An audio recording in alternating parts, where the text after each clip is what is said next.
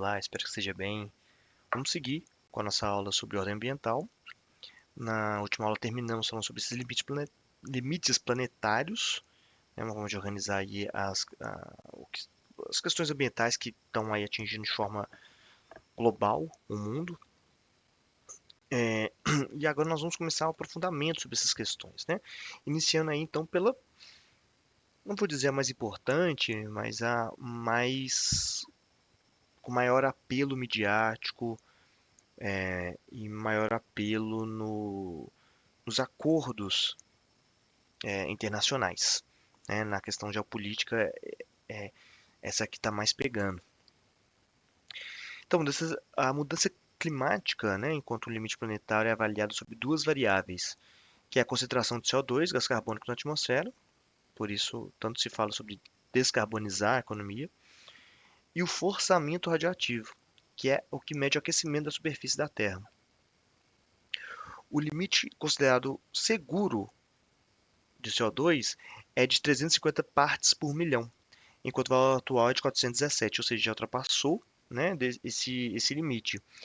Já o limite de orçamento radioativo é de 1 watt por metro quadrado e já está 2, quase 3, né? Também maior. Ultrapassou também, né? E sobre esse assunto, é importante ir um pouco além disso e entender o seguinte. O carbono, que é colocado aqui como principal fator de um gás de efeito estufa, deve sempre ser necessária essa pontuação, tá bom? O primeiro ponto, por que é um gás de efeito estufa? Porque ele tem a capacidade de reter calor e depois, de reter calor das radiações solares.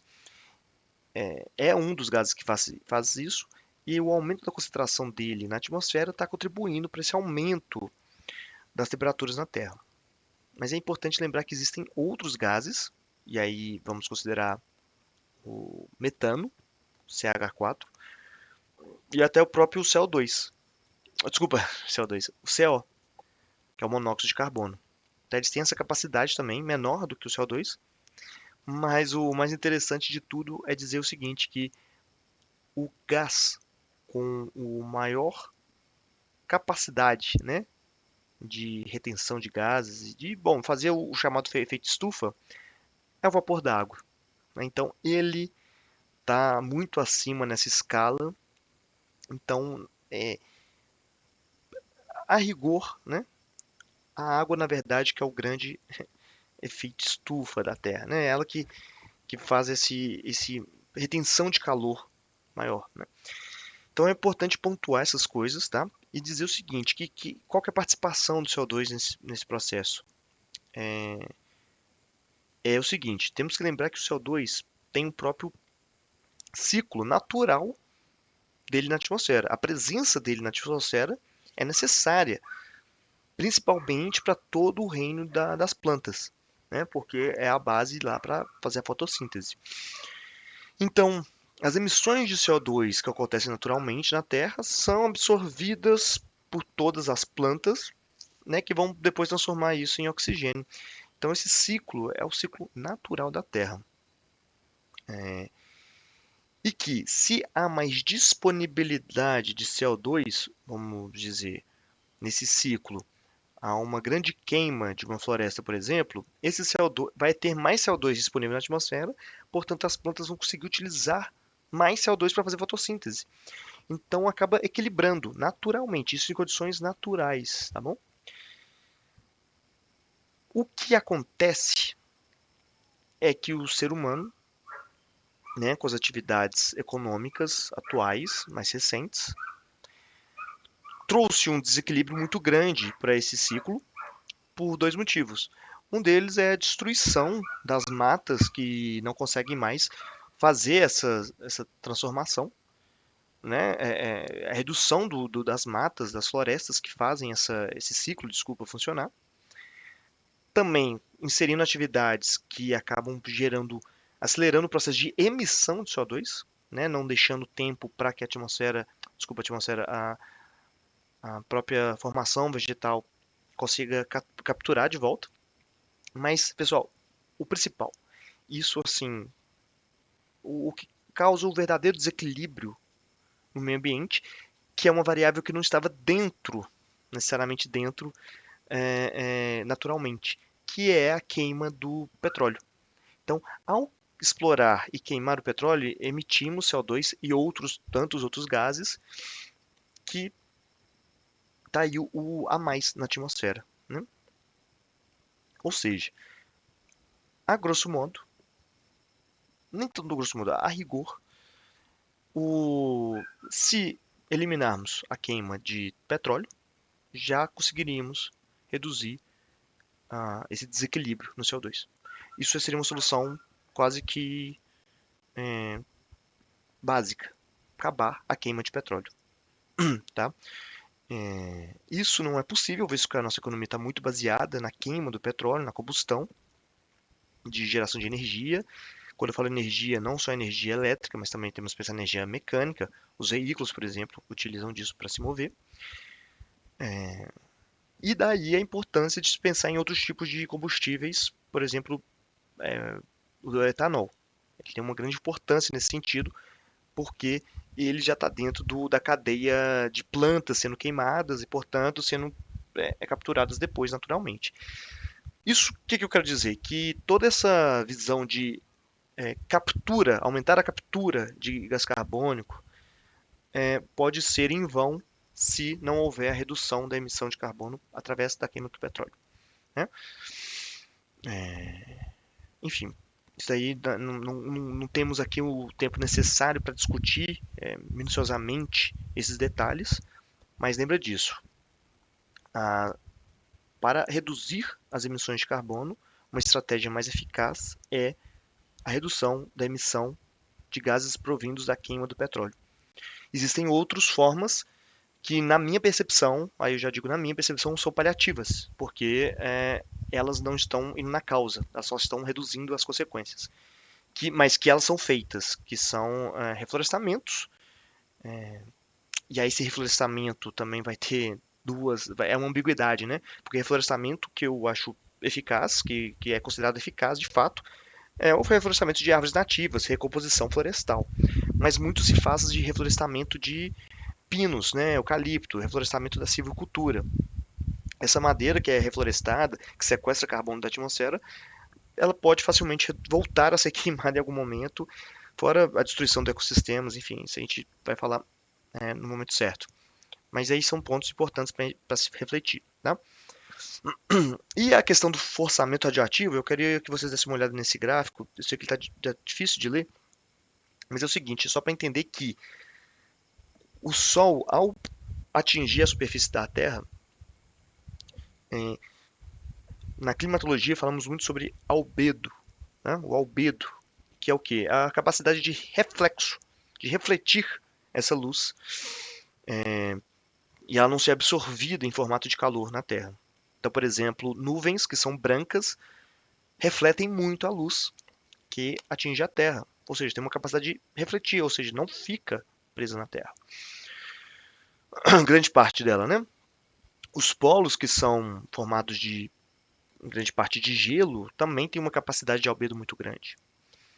Enfim, as cores, né, influenciam muito esse processo. E aqui que está mostrando é um equilíbrio entre, né, o forçamento radioativo é uma equação de fatores que que vai ter tantos gases de efeito estufa, como por exemplo CO2, eu estou vendo aqui hidrocarbonetos, o CH4, ali também tem, aí dentro dessa, já fugindo dos gases, né, mas ali o uso da terra, carbono negro sobre a neve, os aerossóis que são, eles contribuem para não absorver esse calor, a radiação solar, enfim, ali se coloca na conta o que está fazendo, aumentando para aquecer e aquilo que está reduzindo a capacidade de aquecimento da Terra. E se põe isso na conta e vê que nós temos aí um acréscimo de forçamento radioativo. Ou seja, no fim dessa equação, acaba sendo mais positivo para o aumento da temperatura da Terra. Tá? Então, lembre-se disso. Não é só o CO2, existem outros fatores que fazem o aquecimento. E esse aquecimento, gera um desequilíbrio climático, um desequilíbrio atmosférico, que pode resultar não só no aquecimento atmosférico, mas pode resultar inclusive no esfriamento, no aumento de chuvas, no aumento de secas. Enfim, há um desequilíbrio. O clima pode se tornar mais rigoroso. Ou seja, quando tiver chuva vai ser mais chuva, quando tiver frio vai ser mais frio, quando tiver mais é, é, seco vai ficar mais seco. Podemos estar tornando o clima mais rigoroso de forma geral. Mas carecem de estudos para dizer quais são as verdadeiras consequências desse aquecimento, dessas mudanças climáticas. Por isso que se fala hoje de mudanças climáticas, porque o clima está mudando, não necessariamente em todo local, em todo momento, o aquecimento. E aí nós vamos para os próximos, né? Os outros dois questões dos limites planetários. Integridade da biosfera. Biosfera é o nome que se dá para a esfera da Terra, que corresponde à junção da litosfera, que é a camada das rochas em formato sólido na Terra. Por que eu digo isso? Porque é a parte, a casca, né, rígida da Terra, onde estão as placas tectônicas. Abaixo dela tem a astenosfera, que é uma camada plástica que fica entre as placas tectônicas e o manto.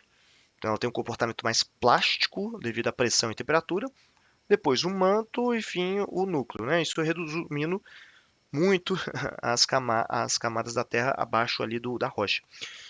Mas a litosfera junto com a hidrosfera, que é toda a camada que compõe o que tem de água na Terra, e a atmosfera, então, portanto, são esses três: litosfera, hidrosfera e atmosfera. Atmosfera, o ar, né? Tudo que está aqui entre a superfície e a ionosfera, que ela já não tem mais um limite objetivo determinado entre o que é a ionosfera, ou exosfera, também conhecida, e, e o espaço. É um pouco difícil de dizer onde está esse limite. Mas a junção, onde esses três se encontram, e claro, eu posso citar aí também a pedosfera, que seria o dos solos, né? Mas que está tá nesse meio aí entre a litosfera, a hidrosfera e a atmosfera. Isso tudo compõe a biosfera. E o que é a biosfera? É esse conjunto de esferas onde há possibilidades de vida na Terra. Acima da atmosfera, ou longe da hidro ou da litosfera, não comporta vida. A litosfera sem a hidrosfera ou a atmosfera também não comporta. Então, essas três camadas elas se interagem, possibilitando a vida. Então, isso a gente chama de biosfera, tá bom? Não, não precisamos de entrar nesse assunto aqui agora para poder entender o que é esse limite planetário, mas eu acho bom utilizar esse momento para poder falar sobre esse tema, explorar bem ele, né? É medida de acordo com duas variáveis, a integridade da biosfera: a diversidade genética, diversidade de espécies, e a integridade funcional, como eu já falei na última aula, é o ecossistema funcionando enquanto um sistema. Sabemos que em qualquer sistema, se parte dele falha, ou, né, no caso, inexiste, no caso a extinção de alguma espécie, todo o sistema pode ser afetado. Hum? E o que é feito? Né? Como que a gente entende o limite planetário no quesito de integridade da biosfera? É traduzido pela quantidade de espécies extintas por ano. O limite considerado seguro é de menos de 10 extinções por milhão de espécies ao ano, enquanto o valor atual é de mais de 100 espécies, é, é, 100 espécies por milhão por ano. É muita espécies, né? O que é considerado seguro já é um pouco absurdo, e o nível que estamos é bem maior, né? Inclusive, vou me retirar aqui para a gente tentar entender isso aqui, ó. Esse gráfico mostra as maiores 5 extinções que já tiveram, né, que já houve na Terra, na história da Terra. Aqui nós podemos citar, deixa eu ver se eu consigo enxergar, Ordoviano e depois o Devoniano maior, Triássico, tem o Perniano, eu acho, e o Cretáceo. Bom, eu vou comentar só sobre esse último, esses 5, o fim do Cretáceo, que está ali como 5, que foi quando houve vamos dizer, a extinção dos dinossauros, né?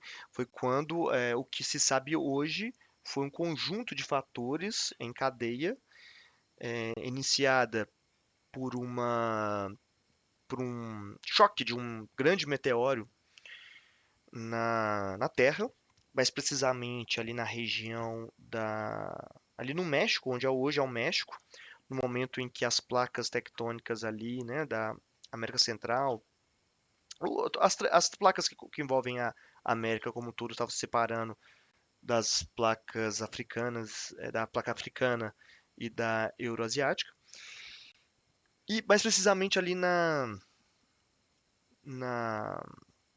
onde hoje fica, né, a cidade de Cancún, né, é uma península nesse local que onde tem essas marcas desse meteoro, né? Foi descoberto ali uma cratera e que quando houve esse impacto, partes dessa rocha, né, tanto do meteoro que bate quanto da rocha da Terra, saem do espaço e são atraídas novamente pela gravidade da Terra. Então há outros impactos de meteoros menores em várias partes da Terra. Isso incendeia, né, não só na parte do grande impacto, mas dos outros impactos secundários. Há vários impactos acontecendo na Terra que criam incêndios muito grandes.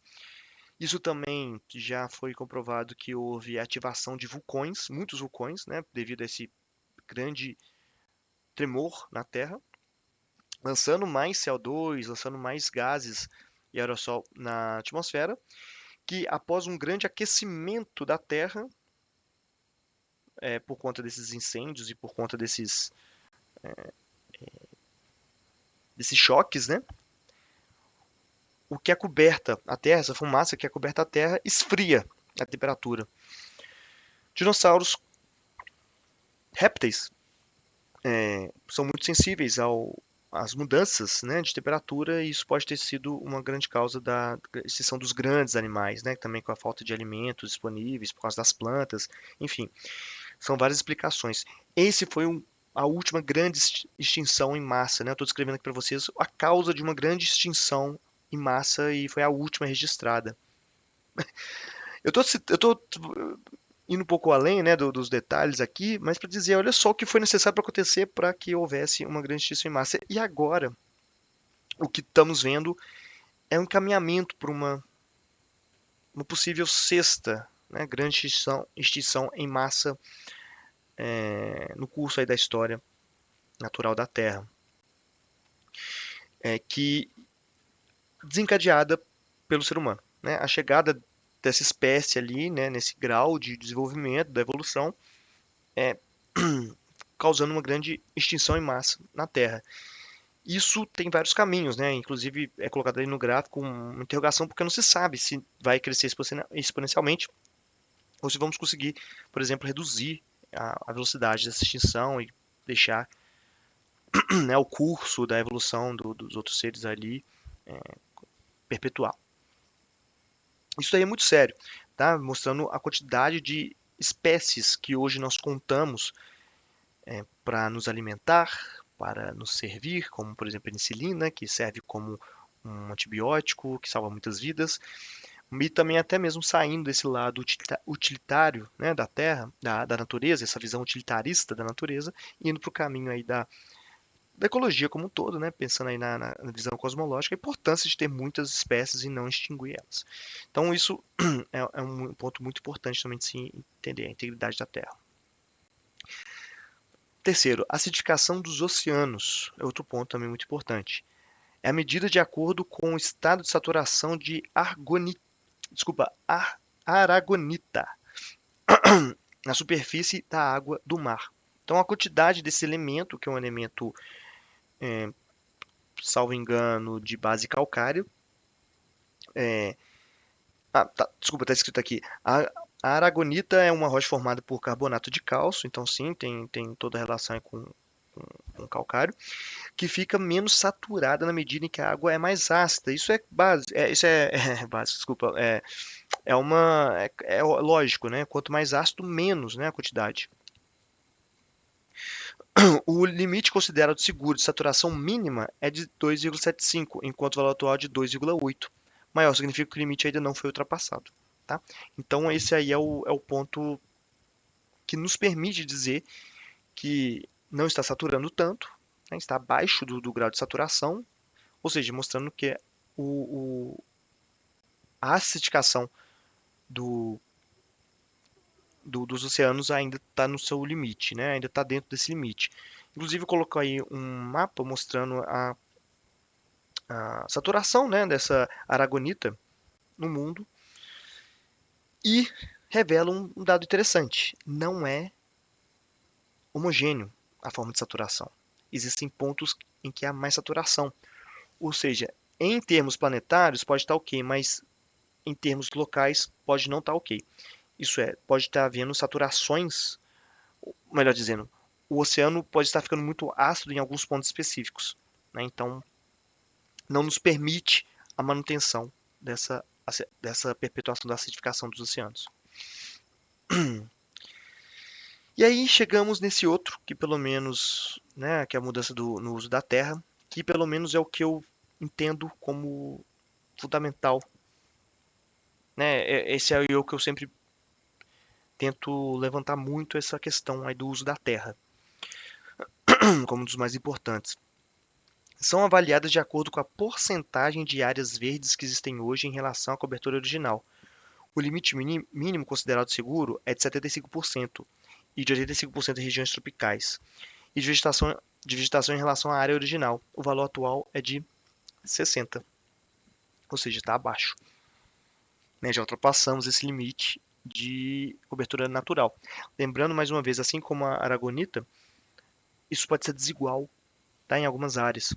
Eu gosto muito desse exemplo aqui, eu já utilizei ele em alguma outra aula, mas isso aqui é um trecho que corresponde ali ao chamado Arco do Desmatamento na Amazônia, principalmente aos estados do Mato Grosso, Amazonas, Roraima, desculpa, Roraima não, Rondônia e parte até da Bolívia, mostrando duas imagens de satélite, uma em 1984 e em outra em 2024, que em 40 anos a quantidade de terra que modificou, né, o seu uso em tão pouco tempo, em pensar nas escalas temporais que a gente pode utilizar como base, né, de ser humano, de ocupação do Brasil, ou de existência do humano na Terra, o que for, ou de quanto tempo atrás isso aconteceu. Todas essas escalas são muito rápidas, né, mostram que essa mudança foi muito rápida e ela está em curso ainda. É muito intenso a forma como foi modificado o uso. Antes uma floresta equatorial e agora grande parte desse trecho, desse fragmento que eu separei, exposto para principalmente gado ou algumas lavouras anuais. Isso certamente tem uma consequência local e regional, né? Das mais diversas. E social nem se fala, né? Eu gosto também de usar esses exemplos aí da Amazônia, mostrando esse avanço, mas eu também sempre puxo para outros tipos de uso da terra. Como, por exemplo, esse aqui que eu trago, que são das mesmas referências do ano de 84, de 2024, mas em outro trecho. Isso aqui que eu estou mostrando para vocês é uma parte do que nós chamamos de quadrilátero ferrífero. Quadrilátero ferrífero é uma região que tem um formato de uma espécie de losango, né, que seriam 4 lados, quadrilátero, em que houve ali um soerguimento, né, isso aí geologicamente falando, houve um soerguimento dessa área por conta de câmaras de rocha vulcânicas que forçaram esse soerguimento dessa área específica, deixando à mostra muitas camadas de ferro. Por isso que essa área é muito rica em minério de ferro.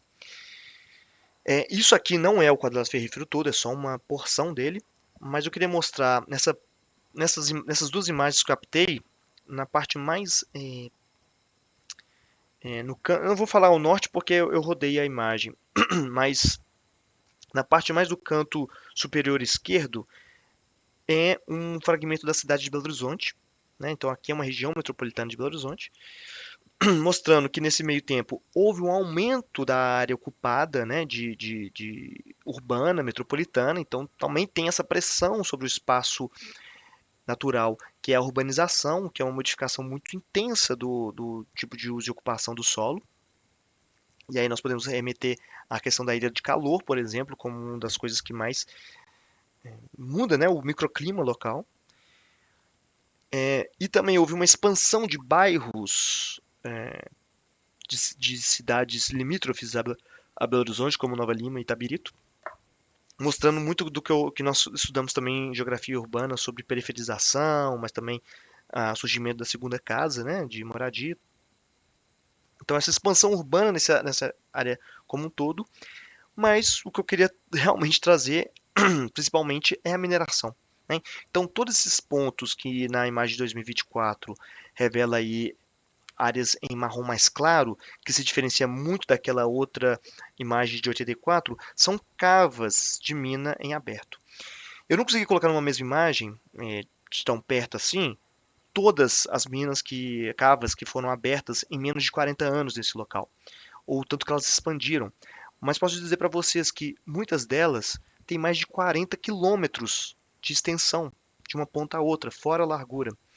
Isso é uma área muito grande que é modificada, tanto do rebaixamento do lençol freático, como eu disse, né, em outro momento, mas também do desmatamento, do revolvimento de rochas e solo, da exposição dessa rocha, né, em contato direto com o sol, o que também modifica o forçamento radioativo, fora todas as outras consequências de vários outros tipos aqui que a gente pode citar, inclusive que são áreas que são muito. Geralmente a mineração vai justamente nas áreas de cangas lateríticas, que são locais que vai ter o campo rupestre ferruginoso, que é uma área de plantas endêmicas que só ocorrem naquele local, ou seja, a extinção de espécies também aqui favorece muito isso, né? Enfim, isso é só para mostrar como que a mudança de uso da terra ocorre em tão pouco tempo. Tá joia? Pessoal, na próxima aula vamos seguir falando sobre os limites planetários, tá? E já começando aqui, o que nós estamos fazendo é, para além da aula de ordem ambiental, é introduzindo a próxima aula sobre os biomas brasileiros, sobre os domínios morfoclimáticos, já adiantando para vocês. Então, esses assuntos que a gente está aqui falando mais, né, é muito importante para a prova, principalmente falando sobre questões regionais. Por exemplo, o quadrado ferrífero, quando se fala de algum assunto sobre recursos naturais, recursos minerais no Brasil, quadriláteros ferríferos e o projeto Carajás são os maiores exemplos que tem, né? Então, já podem, né, nas suas anotações, já podem mesclar, né, algumas com a próxima aula, porque é um grande adiantamento aqui de conteúdo que nós podemos fazer, tá joia? Pessoal, até a próxima aula.